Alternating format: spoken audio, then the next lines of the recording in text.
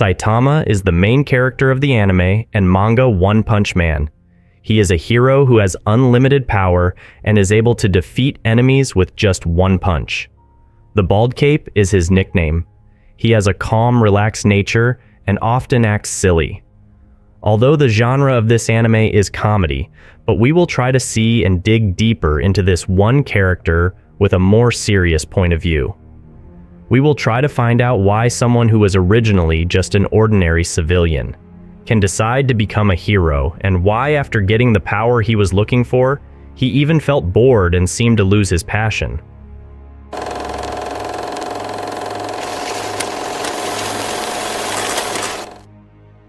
When it comes to his appearance alone, Saitama can be summarized with one word that is average at first glance. There is nothing special or that can surprise anyone he meets. Not only he can make others notice something extraordinary about him. Before becoming a hero, he was an ordinary employee who lacked motivation and felt bored with his monotonous routine. He even seemed to have no desire to continue living. He himself claimed that he was just unemployed. But everything changed when he met a boy who was being chased by a monster, and he decided to help the boy. It was in this moment that Saitama began to regain his passion, which began to remember his long-forgotten dream.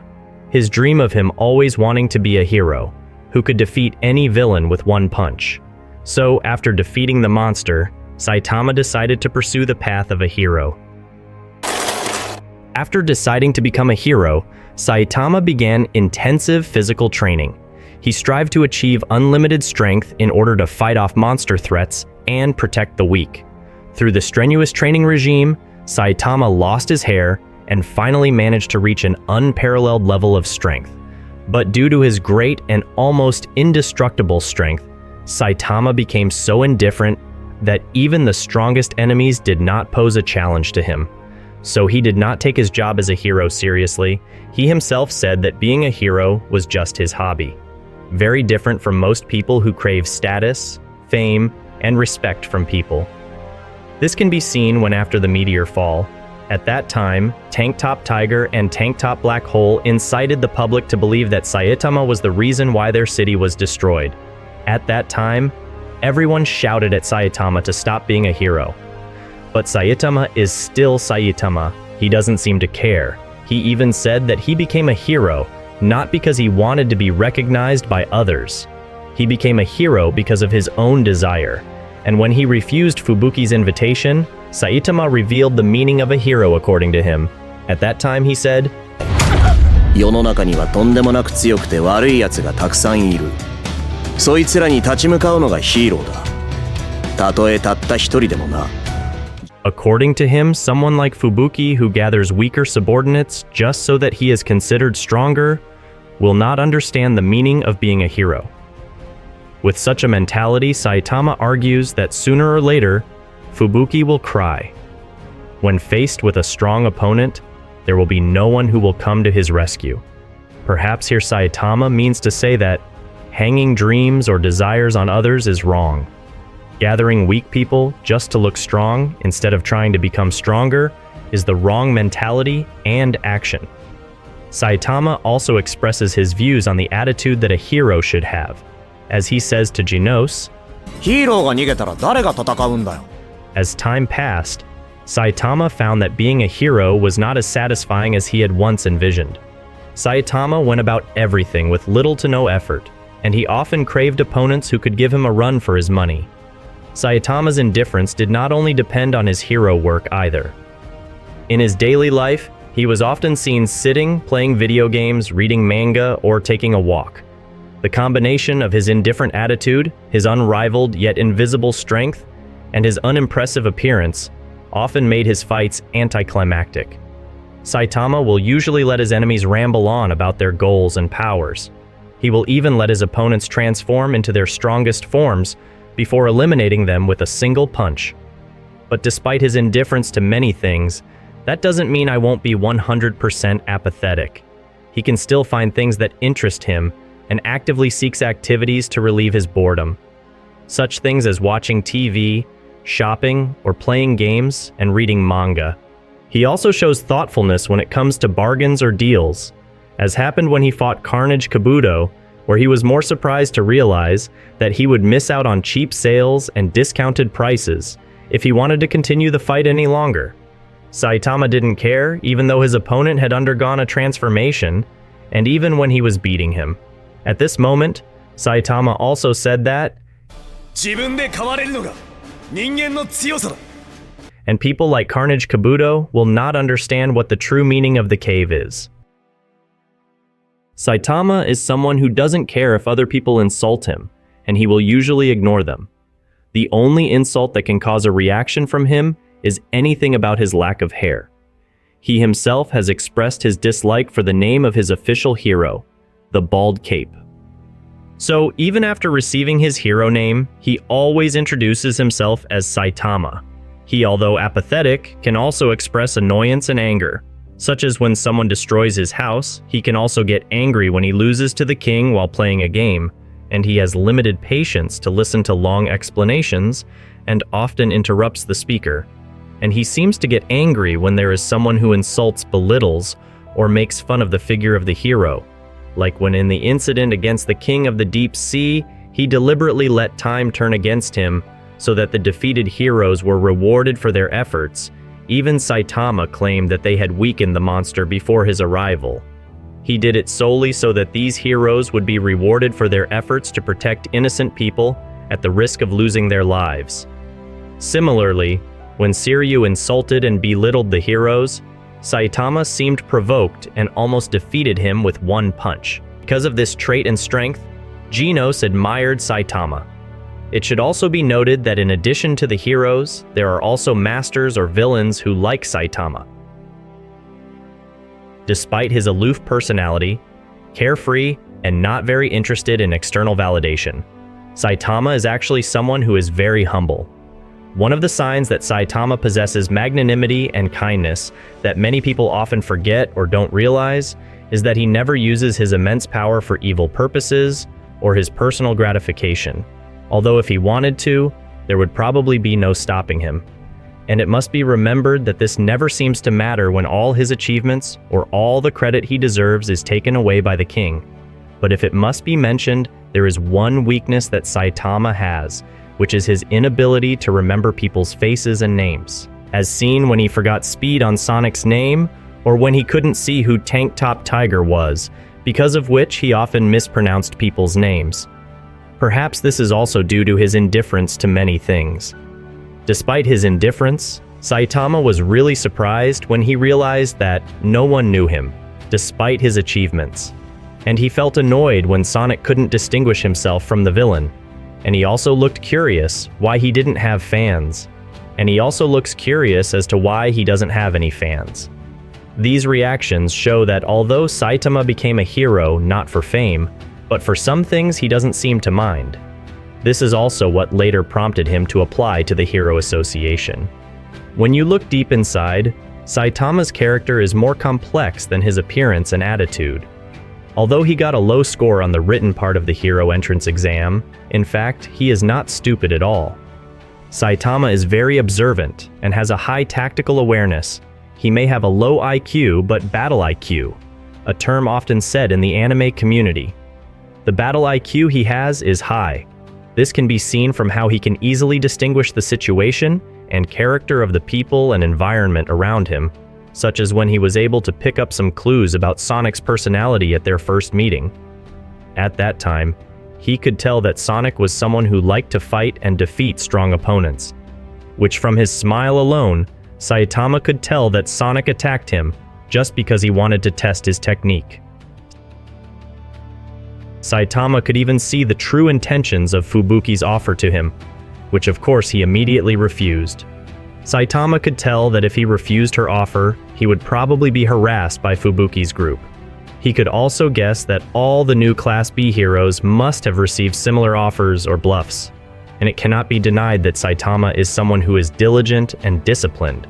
He claims that before turning super strong, he underwent an exercise regime that he took seriously every day. According to him, after a year and a half of doing 100 push-ups, 100 sit-ups, and 100 squats every day, plus running 10 kilometers every day, he finally reached the level of superhuman strength. Saitama is by far the strongest character in the One Punch Man series. No enemy is able to harm him in any way, and almost no enemy is able to survive his one hard punch. Some enemies have survived his punch, such as some of the people he hit while holding back. There are also Boros, which makes Saitama empathetic and willing to fight to give Boros the satisfying and stimulating fight he has been looking for. Saitama, the hero of One Punch Man, possesses seemingly limitless physical strength and is able to defeat monsters and powerful villains with a single punch. His incredible strength is not limited to punches, but is also evident in amazing offensive stunts, such as when Saitama launches himself off the top of a building, or when he effortlessly blasts a giant meteor, then lands safely and calmly continues on his way. Another example is when he faced Sonic, who tried to attack him with a sword. Saitama was able to stop the sword with his teeth and easily destroy Sword with the strength of his jaw alone. But Saitama power is not only limited to his amazing physical punches and attacks. When launched from the moon by Boros, Saitama used the power of his jump to return to Earth in no time, creating a huge shockwave and leaving a huge crater on the surface of the moon as he left. Even a normal punch from Saitama is already very destructive even for someone as powerful as Boros. Saitama's serious punch is even more remarkable. In his fight against Boros, one serious punch from Saitama was able to counter Boros's strongest attack that could destroy the entire planet. The serious punch not only destroyed Boros's final attack, but also created a shockwave capable of splitting the clouds across the Earth. Saitama powers have been recognized by many characters in this story. He has powers that override all reason and limitations. Saitama can even lift the entire surface of the moon, one of Jupiter's moons, with a glove and launch its debris out into space. Even in his fight against Garu's cosmic fear mode, when their punches collided, the resulting energy nearly destroyed the Earth. Even after being displaced by the Blash, the impact of their collision reached a distant star system and possibly even destroyed it. And when he sneezed seriously involuntarily in the climactic battle against Garu, Saitama was able to punch away half the gas of Jupiter, the largest gas planet in the solar system. Saitama is highly resistant to all kinds of temperature-based attacks. When Genos created a huge spherical blast of fire to burn the Mosquito Girl, Saitama remained standing unmolested and completely unharmed, even though his clothes were burned to a crisp. Even the extravagant ability to project energy with intense heat, which melted parts of a giant spaceship, did not bother him at all.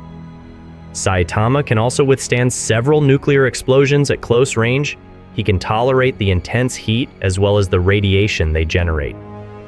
This ability can be attributed to his stature to use the results or heaters during his training. The origin of Saitama's great power is still mysterious and unclear. Although he told everyone that he gained his extraordinary power only through physical exercises performed, no one believed him at all. We ourselves as the audience could not believe it at all. Even we ourselves as viewers can't quite believe it. Although in fact, this training seems to be very intense for Saitama to the point that he feels dead, and claims that that is what caused all his hair to fall out. Genos himself argues that Saitama actually doesn't really understand the reason why he can be so strong, since there has been no enemy that poses a real challenge to Saitama. The upper limit of his strength is most likely even higher than it currently appears. Even when fighting Garu, Saitama experienced a surge or progress in terms of strength due to his intense emotions. But despite his incredible physical prowess, Saitama can in fact be defeated by people with skills outside of combat, such as when he was defeated by Bang in a game of rock, paper, scissors, or defeated by King in a video game match. And not just lost, but he lost badly. Furthermore, he also has a normal human appetite, as he lost to Genos in the context of eating. As humans, we tend to seek challenge and satisfaction in life. For Saitama, his unlimited power has eliminated the challenging circumstances of battle. He can defeat enemies easily and without effort, so there is no longer a sense of satisfaction derived from overcoming obstacles. The lack of challenge makes his life monotonous and boring. He even goes so far as to say that having unparalleled power is boring. Before becoming powerful, Saitama had a clear goal of becoming a powerful hero, but after reaching his limited power, he lost the purpose of life that gave direction and meaning to his every action.